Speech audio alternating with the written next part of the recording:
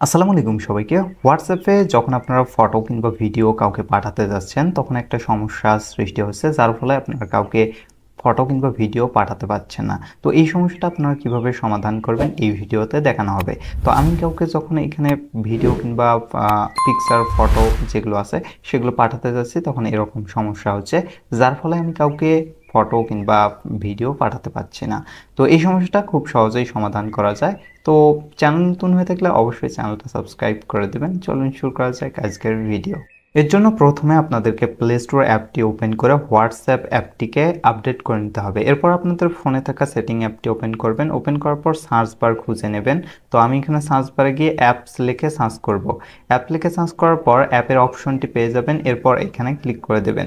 তো ক্লিক করে দেওয়ার পর ডান পাশে উপরের দিকে একটা সার্চ বার দেখতে পারবেন, ওইখানে ক্লিক করে দেবেন। ক্লিক করে হোয়াটসঅ্যাপ অ্যাপটিকে খুঁজে নেবেন। তো আমি এখানে হোয়াটসঅ্যাপ অ্যাপটিকে খুঁজে নিয়েছি, নেওয়ার পর এরকম একটা পেজ এসেছে।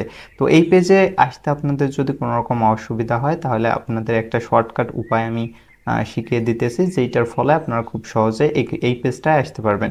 তো প্রথমে আপনাদের হোয়াটসঅ্যাপ অ্যাপটি ট্যাপ করে ধরে রাখতে হবে। তারপর এইখানে একটা আইকন দেখতে পারবেন বা অ্যাপ ইনফো নামে একটা অপশন থাকবে, এখানে আপনারা ক্লিক করে দেবেন। তো আমার ক্ষেত্রে আইকন রয়েছে, যার কারণে আইকনটায় ক্লিক করে দিলাম। তারপর এই পেজটায় চলে আসলাম। আসার পর এখানে পারমিশন অপশনটায় ক্লিক করে দিতে হবে।